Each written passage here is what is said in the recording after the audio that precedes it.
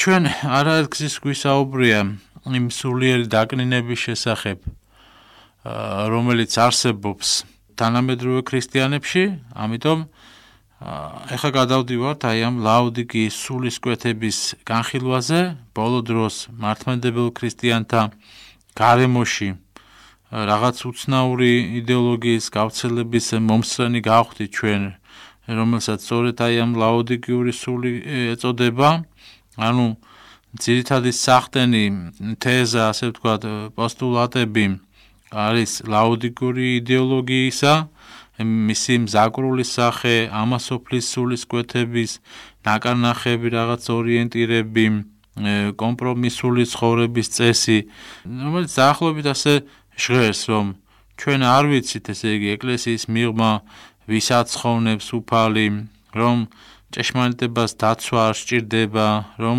ჯულის კანონი არის უბრალოდ წესების კრებული და მეტი არაფერი, რომ მაგალითად ახლებულად უნდა იქნეს გაგებული ეკლესიის სწავლება და მსგავსი რამე ძალიან ბევრი გვესმის დღეს უცნაური არგუმენტები, მაგალითად ესეთიც, რომ სახარებაში ხო არის მაგალითად თქმული, რომ ღმერთმა შეიყვარა სოფელი ესევ და ამიტომ ეს ადამიანები როგორ განმარტავენ, რომ ჩვენც ესე იგი მოგვიწოდებს უფალი, რომ არ განვეშოროთ მას და არ უნდა უარყოთ ეს თანამედროვე ცხოვრების რიტმი და პროგრესი და მაგრამ რას ამბობს სინამდვილეში მაცხოვარი წმინდა წერილში ამ სიტყვებით, რომ სოფელი ესე, ანუ აქ რომ ცხალსახად წუთი სოფელის მნიშვნელობაზეა საუბარი, ეს ყველა მართლმორწმუნე ქრისტიანისათვის უნდა იყოს ძალიან მკაფიო და უცხადესი.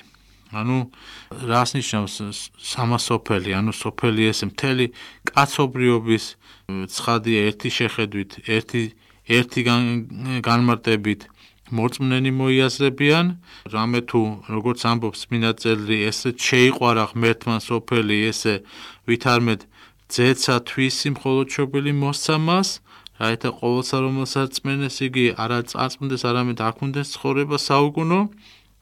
გასაგებია ეს მნიშვნელობა ხომ, ისე შეიყვარა ეს სოფელიო, რომ თავისი ძე მხოლოდ შობილი მისცაო, რათა აცხოვნოსო ეს სოფელი, ხომ? ერთი მნიშვნელობა ეს არის და ასევე ეს სოფელი ესე და იგივე ამასოფლისანი აღნიშნავენ ადამიანებს, რომლებიც ცხოვრობენ ცოდვის მიერი ცხოვრებით, ღვთის აპირისპირო ცხოვრებას ეწევიან, სწორედ ამგვარად უნდა გავიგოთ ეს სიტყვები სახარებისა, მაგალითად, რომ უკვე თუმცა სოფლისაგანი იყვენითო, სოფელიცა თვის და ყვარობდა. რამე თუ არა სოფლისაგანი ხარ თქვენ, არამედ მე გამოგირჩიეთ თქვენ სოფლისაგან, ამისთვის ზულ თქვენ სოფელსა. არის კიდე ესეთი სიტყვები იოანე მახარებელისა, რომ გიყვან სოფელი ესე, ნუცაღა რა იარს სოფლის ამისა, უკვე თუ ვისმე უყვარდეს სოფელი ესე, არ არის სიყვარული მამისა მისისა თანაო. აქაც ცხადია, რომ მაცხოვარი ამასოფლის სიყვარულს სულაც არ გულისხმობს პირიქით მისგან გაქცევას, ანუ განშორებას იმ ამასოფლის სულისკვეთებისაგან და ცხადია არათლიანად ცხოვრების უარყოფას და წმინდა ისააკ ასური ასეთ სიტყვებს ამბობს, რომ სოფელი ესე ნიშნავს ავხორცულ ცხოვრებას და ზრახვას და ამასოფლის მსახური შეუძლებელია ამავე დროს იყოს ღვთისმსახურიო. ამასოფლის მეგობარი შესაძლოა მისთვის შეუმჩნევლადაც უთუოდ გახდება უბოროტესი მტერი ღვთისა და საკუთარი ცხოვნებისავო, ამბობს წმინდა ისააკ ასური. ამდენად ლაოდიკიულ ქრისტიანებს მაცხოვარი ასეთი სიტყვებით მიმართავს და ჩვენ წავიკითხოთ ახლა გამოცხადების ეს სიტყვები. ვიცი შენი საქმენი, შენ არც ცივი ხარ, არც ცხელიო და ნეტა ან ცივი იყო, ან ცხელი. ჩვენ ახლა თანამედროვე ქართული ვკითხულობთ ამას, იმიტომ რომ აქ კარგად ჩანს, რომ ცივი და ცხელში ვინ იგულისხმება და რა იგულისხმება, მაგრამ რა კი ნელთფილი ხარ, შენ არც ცივი და არც ცხელი, ამიტომ ამოგინთხავ ჩემი პირისაგან. ვინაიდან შენ ამბობ, მე მდიდარი ვარ, გამდიდრდი და არაფერი მაკლიაო. ის კი არ იცი, რომ უბედური ხარ და საცუდავი. ხატა კი ბრმა და შიშველი. და მე გირჩევ იყიდო ჩემგან ცეცხლით განწმენდილი ოქრო, რომ გამდიდრდე და თეთრი სამოსელი, რომ შეიმოსო და აღარ ჩანდეს, ესე იგი შენი სიშიშვლე, აუგი თვალის მიმართ და რაც წაიცხო თვალებზე, რომ ხედვიდეო. ესე იგი, აი ეს არის გამოცხადების მესამე თავის, 15, 17 მუხლები. როგორც ხედავთ, ლაოდიკიელებზე მრავალი მხილებითი, ესე იგი, საყვედურია და არც ერთი ფაქტიურად შექებითი სიტყვა არ წარმოთქულა მაცხოვრის ბაგეებიდან. აქედან ცხადი ხდება, რომ ლაოდიკიელებში გულისხმებიან პირფერი და ცრუ ქრისტიანები, რომლებიც დღეს ნეფსით უნებლიეთ ამას აი ამ სულისკვეთებას ამჟღავნებთ. უდავოა ლაოდიკიელებში ბოლო ჟამის ქრისტიანები იგულისხმებიან თანამედროვე ქრისტიანების, ესე იგი, ზოგადად ეკლესიისადმი დამოკიდებულება, ცხოვრების წესი გვაძლევს ჩვენ აი ამის თქმის უფლებას, რომ რაღაც თანამედროვე ლაოდიკიური ძირითადი თვისებები რაღაცნაირად გამოვყოთ. და რა არის ეს თვისებები? პირველი, ესე იგი, არის ნელთფილობა, ხო? ანუ არაჯეროვანი, ასე ვთქვათ, სულიერი მოშურნეობა. მინაიდან მაცხოვარი ასეთი სიტყვებით ამბობს, რომ არცაც ცივი ხარო და არცაც ცხელიო. ანუ ნელთფილი ხარ, ხო? და შემდეგ ამბობს მაცხოვარი ესეთ თვისებას გამოხატავს, რომ თვითკმაყოფილება და რაღაც გაამსოფლიურება, ანუ სეკულარული სულისკვეთება. ეს გამოიხატება ამ სიტყვებში, რომ მე მდიდარი ვარ, ამბობს ის, გავმდიდრდი და არაფერი მაკლიაო, ხო? სინამდვილეში ძალიან ბევრი საკლია. ანუ შემდეგ არის სულიერი შეუმდგარობა, რაღაც უმადლო მდგომარეობა და ეს ყველაფერი ჩანს იქიდან, რომ გამოცხადება მასზე ამბობს, რომ უბედური ხარ და საცოდავი, ხატა კი ბრმა და შიშველი. ანუ სიშიშვლე ჩვენ მოგეხსენებათ, ვიცით, რომ მადლის დაკარგვის სიმბოლო გახლავთ და შესაბამისად ეს მაცხოვარი შემდეგ ურჩევს მას, რომ შეიმოსოს, ესე იგი, თეთრი სამოსელით, ხო? ანუ აი ეს სულიერი სიშიშვლე, სულიერი სიბრმავე შემდეგ, რომელიც ახასიათებს აი ამ ლაოდიკიელებს, სინამდვილეში ეს არის წარწმენდის გზა და ურჩევს მაცხოვარი, რომ რაიმენაირად ეს სულიერი მდგომარეობა გამოასწორონ, მაგრამ ყოველივე არის დაფარული თუ როგორ ახერხებს ამას თუ მოახერხებს ამას ლაოდიკიელებს. კიდევ ერთი ნიშან-თვისება ეს არის, უნდა ვიცოდეთ, რომ ლაოდიკია ბერძნულიდან ნიშნავს ხალხის მმართველობას. ანუ ფაქტიურად აი ამ ლიბერალური დემოკრატიული ცხოვრების წესი, ლიბერალური და დემოკრატიული მმართველობა მოიაზრება, ეს ცალსახად არის ჩვენი ეპოქის დახასიათება, რომელიცშიც ჩვენ ცხოვრობთ. ამჯერად მოდით დავიწყოთ ჩვენ ნელ-ნელა და პირველ თვისებაზე, აი ამ ლაოდიკიური სულისა, პორტრეტისა გავამახვილოთ ჩვენ ყურადღება, ეს არის ნელთფილობა. ესე იგი, რა კატეგორიის ხალხია ესა, როგორი ტიპაჟია, უფრო ცლად რომ განვიხილოთ თანამედროვე ლაოდიკიელების ტიპაჟი, ეს არის აპოკალიფსში ამხელს ფაქტიურად მაცხოვარი აი ამ ნელთფილობას და ნელთფილი არ ნიშნავს, ჩვენ ეს კარგად უნდა ვიცოდეთ, რომ ზოგს გონიან რაღაც საშუალოს, გაწონასწორებულს ნიშნავს, მით უფრო ეს არ ნიშნავს, რომ ეს არის სამეუფო გზა.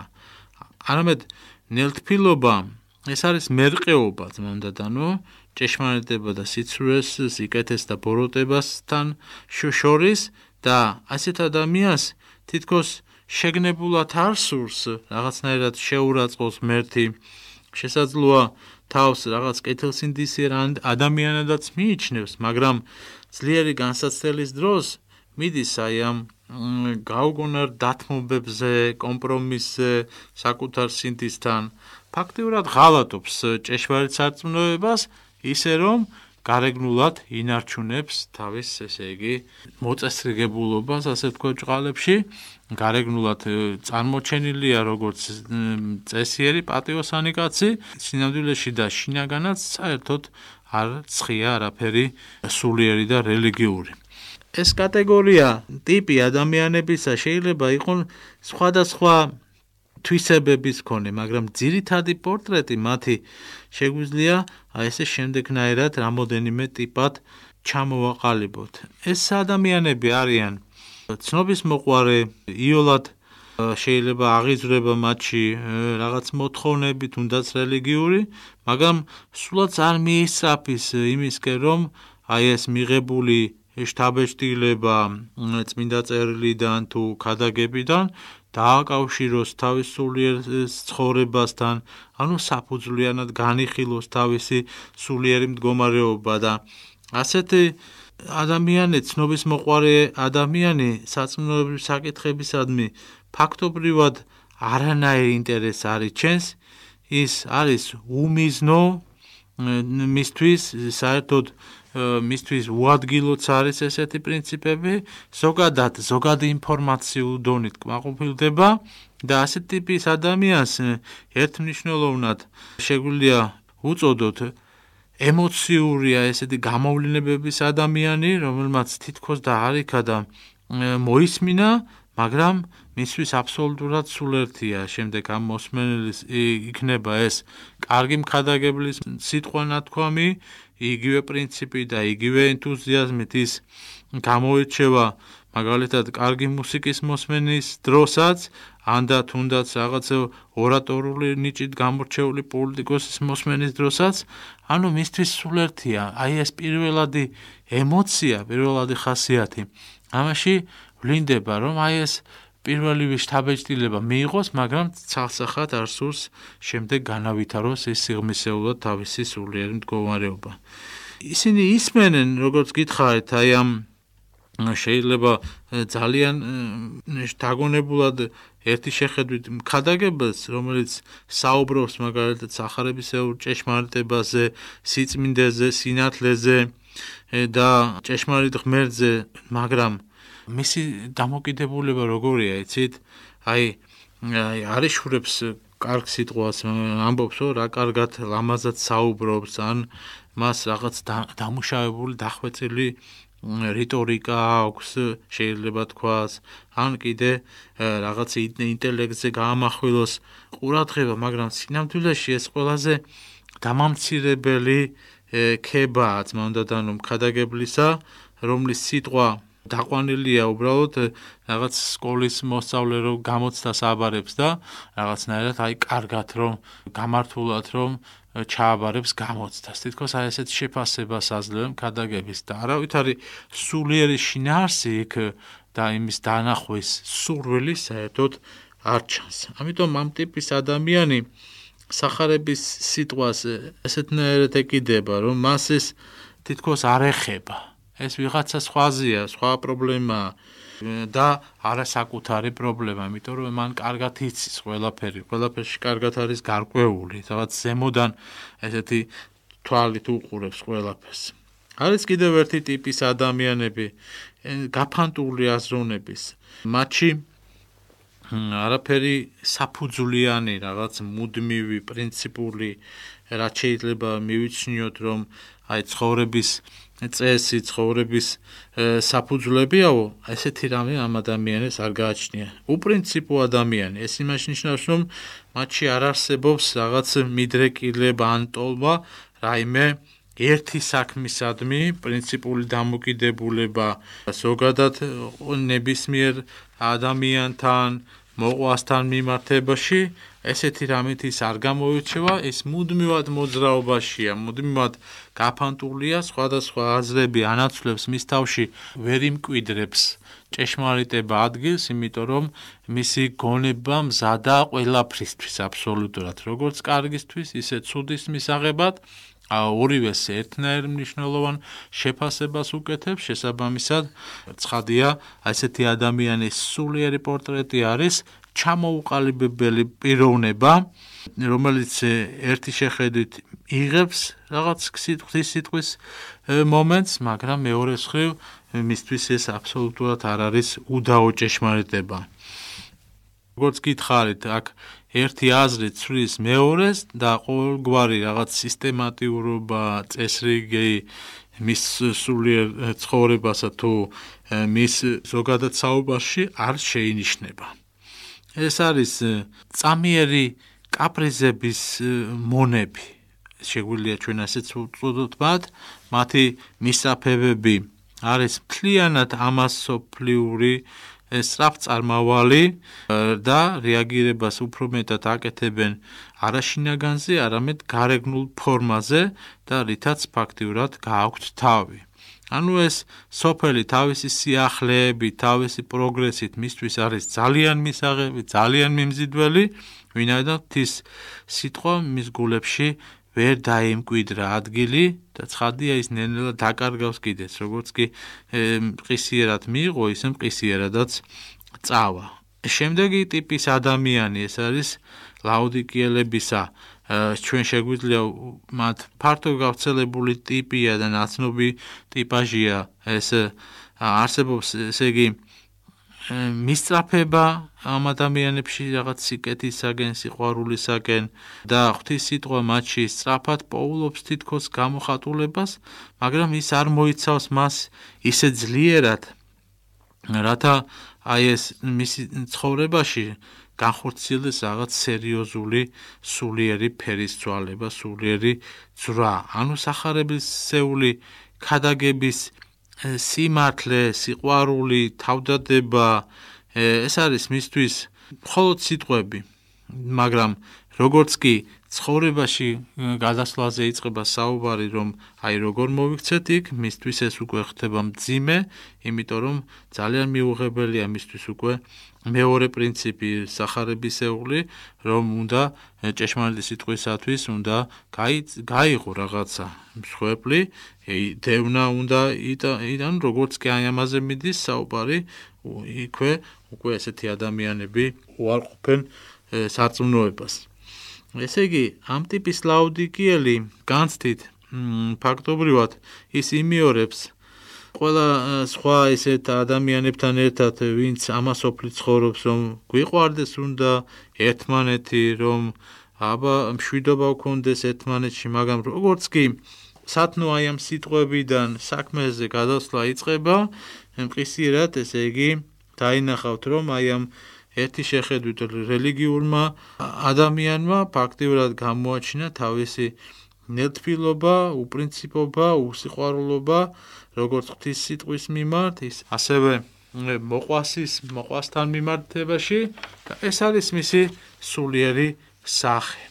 ასევე ხდება სულიერ ცხოვრებაში, ჩვენ ხედავთ ამ ადამიანებს იდეური ბრძოლის დროს, ჩვენ ვიცით, რომ ადამიანი ხშირად ატარებენ პრინციპულად ქრისტიანულ შეხედულებებს, მაგრამ ამ ადამიანების ტიპისთვის ეს პრინციპულობა, დოგმატების დაცვა, სარწმუნოებრივი საკითხების, ეს რაღაც შინაგანად მიუღებელია. მისთვის ჯობია რომ კომფორტულად იცხოვროს, რაღაც არავინ შეაწუხოს, არავიზე არაფერი არ თქვას თავადაც, არ სხვამ თქვას მასზე რაიმე, თუნდაც ეს ქების იყოს, მანდა მაინც ქება უყვართ, მაგრამ არ უყვართ, რომ როდესაც მათზე ჭეშმარიტ სიტყვას იტყვი. ანუ მხილება ცხადია ასეთ ადამიანებს არ უყვარს. შემდეგი ადამიანის ტიპი, რომელსაც ღვთისა და მამონასათვის ერთდროულად სურს მსახურება, ხო?